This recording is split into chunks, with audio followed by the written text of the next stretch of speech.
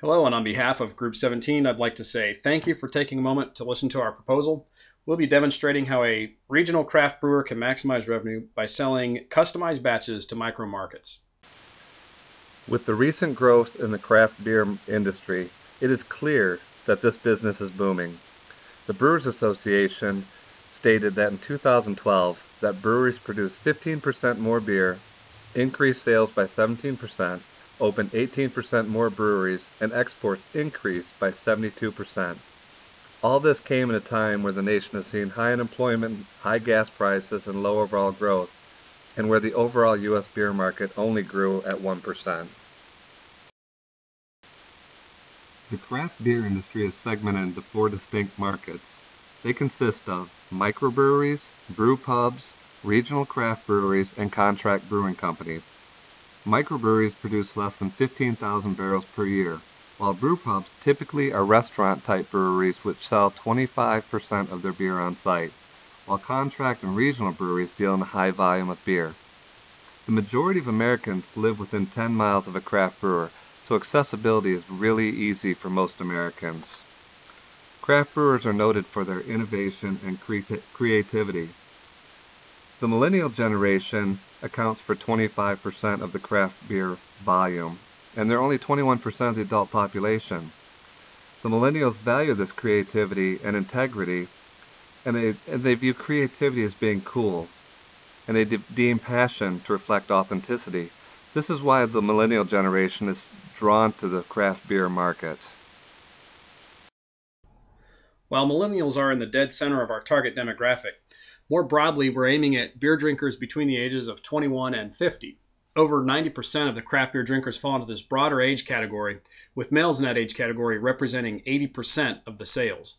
Additionally, 65% of craft beer drinkers have a college degree, which places them in a higher potential income category and willing to spend a little bit more on luxury goods.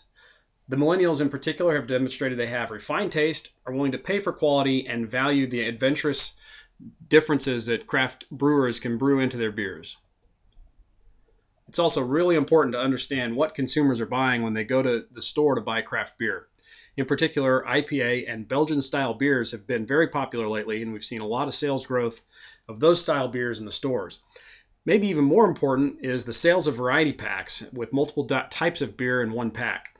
19% of the sales growth over the past year has been due to the sales of variety packs. This demonstrates that craft beer drinkers are very adventurous and willing to try something new. We're going to try to leverage that adventurous spirit and sell a new concept to a consumer willing to buy a lot of adventure. As was mentioned previously, the craft beer market has really thrived under this concept of uniqueness. And we think leveraging that aspect of the market is really what is key to unlocking significant revenue enhancement opportunities.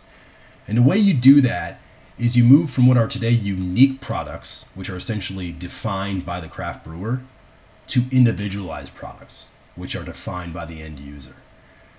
Now, you think about that concept, the first thing you think of is, well, we should fully allow an end user to customize their brew. That concept's actually had very limited success in the past for 2 main reasons. One, the pricing becomes an issue because raw material and ingredient costs become extremely high, because you can only buy things in small lot sizes based off of what the customer asks for. 2, the type of customer that actually has the type of beer knowledge to design their own brew is likely already brewing their own beer at home today, so it's probably not that big of a market to get to with this fully custom product. We think a mass customization approach makes more sense here, really a configurable product. It combines the flexibility and personalization of something that's custom made with the low unit costs associated with mass production, so it takes care of that raw materials issue that we talked about. 2, some form of adaptive customization is really what we're working towards here, right? Allowing customers to create a product from existing product that the craft brewer already has. So they choose from some existing brews, but then you give them some customization options on the back end to really make it feel like a nice custom product for them. So when it comes to initiating this mass custom approach that we talked about, we really propose that you offer 2 options to the customer. The first is this fully custom option, the from hops to tops. You choose custom ingredients, flavors, labels, and caps, fully the end user's creation. As we talked about, this is a very expensive product really only aimed at the beer aficionado who has a refined enough palate and enough knowledge to define what they want. And it's likely too expensive for most customers, but as you'll see on the revenue page, it is still profitable. Now you may wonder, why do we even offer this option? We just talked through of why it hasn't succeeded before. Well, there's a little bit of prospect theory here, right? We actually want this option to be available. Probably won't sell little, if any, of them, but it actually makes the mass custom option look like a value, because that's really what we want to focus on. So when you turn to the mass custom option, this is the you choose the brew. So let's use an example to walk through how this works. Say a couple has a wedding coming up and they want to do something special, so they decide they want to have a nice custom brew that they can give to their guests. So they would come in and they'd pick from one of the existing beers that are there. They might choose an amber, a lager, an IPA, or a seasonal, whatever's available. So the actual beer in the bottle would be something that exists already, but they could customize the labels. They could call it Wedding Bells Ale. They could put their name on it. They could customize the caps. They could put their initials. They could put the date on it. At the end of the day, they have a very nice customized product that they can use on their special day. This is a less expensive option overall. They use our beer to create their brew. And it's really for the beer enthusiast, right? Someone who wants something more than what's mass produced, but doesn't need something fully custom. So there's a bigger market there. The best part is it allows the leveraging of existing product that we can sell at a higher price. And as you'll see on the revenue pages, it's by far the most profitable option. We covered most of the major benefits of the mass custom approach in the last page, but one thing to keep in mind is this really opens up a myriad of event-based demand for these configurable brews. We used a wedding example, but there's things like class reunions, tailgating parties, bachelor parties, vacations, retirements, a multitude of different events that folks may want to leverage this option for. And just to give you a sense, we put some sample bottles up here on what some of those could look like. To demonstrate the impact on revenue for our custom batches of craft beer, we reached out to the master brewer at Old Mecklenburg Brewery in Charlotte, North Carolina. He assisted our group in demonstrating a baseline of cost and price for a regular batch of craft beer. From there, we recognized 4 distinct components that we targeted for revenue management: ingredients, caps, bottles, and labeling. As you can see from this table, for our mass custom batch, there is no change in the ingredient cost from our regular batch. This is because we are simply rebottling our existing craft beers with customized packaging. There's only a slight increase in the per unit cost of each cap, bottle, and label, but a significant premium has been applied for the opportunity to make the packaging of a regular batch of beers tailored just for you. We applied a 100% markup from our regular beer price for this feature.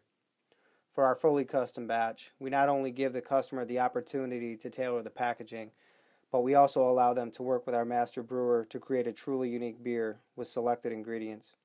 For this high level of customization, we are commanding a 135% markup from the price of our regular batch of beer. Pricing rationale. Since there is little precedent in the beer industry for our mass customized pricing model, we did some research to find examples to justify our price markup.